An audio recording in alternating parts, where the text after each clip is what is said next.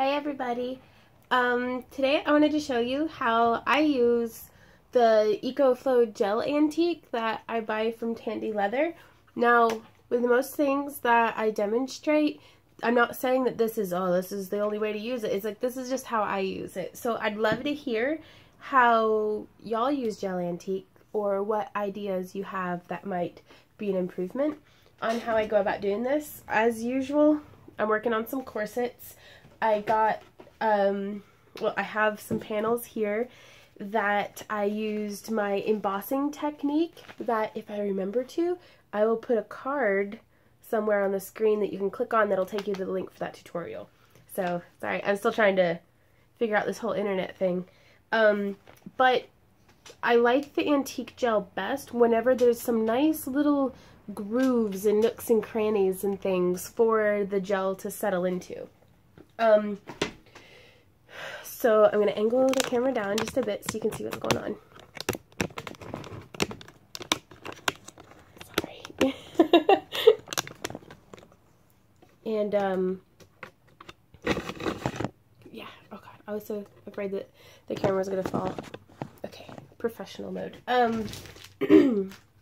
have a spritz bottle of just plain water, some paper towels. In this video I'm using Saddle Tan, but the antique gel comes in a wide variety of different colors. I'm not gonna actually be using a sponge. I found that while I do get really nice results with sponges, it soaks up so much of the dye, and it just, I don't know, I hate to see it when I'm rinsing the sponge out, all of that product washing down the drain. So what I'm actually going to be using instead are my handy dandy gloves. I prefer the vinyl ones, but I have these blue nitrile gloves that are just a little too big, that I'm going to be using instead.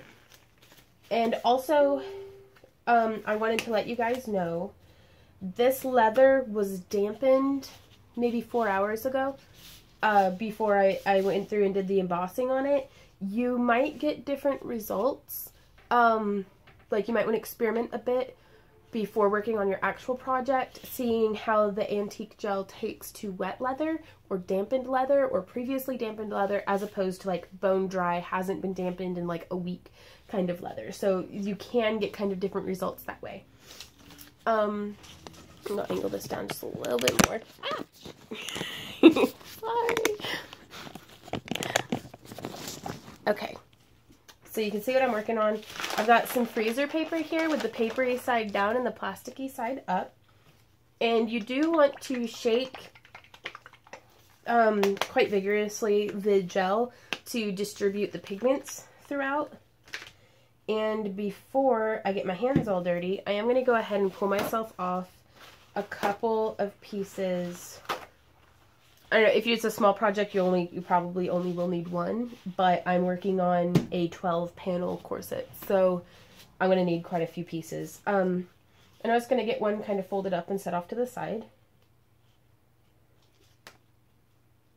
Oof.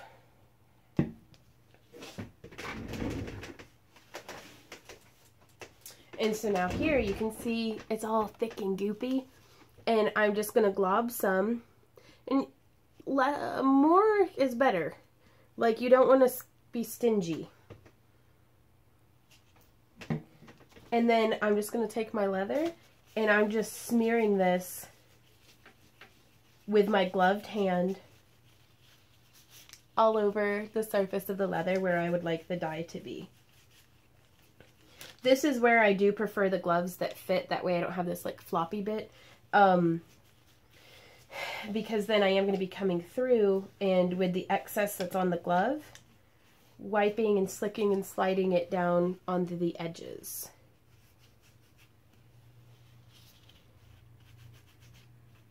So see how that's working? I'm going to come in a little closer, so I just wipe it so that the excess builds up on the side, and then I slick it with my fingers to spread it. And I'm always a mess after doing leather working. That's why I always wear tie-dye, so everything blends in.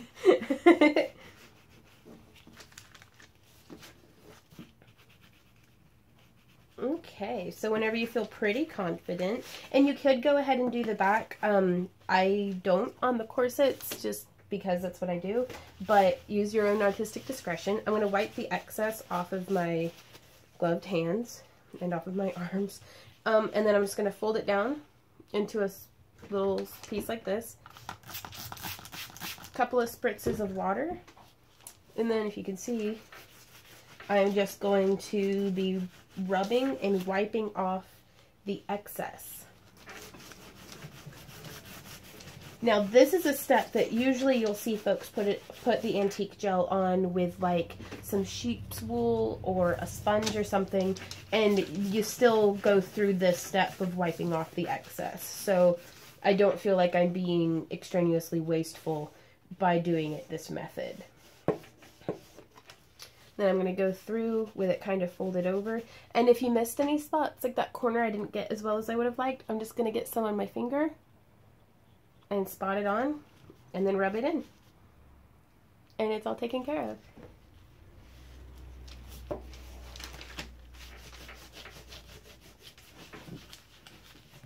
And especially with the saddle tan, this color has, in particular, has a really nice contrast between the reddish tan and the dark antiquing.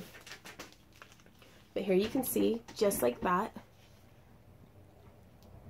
the way that it really brings out the detail in that pattern.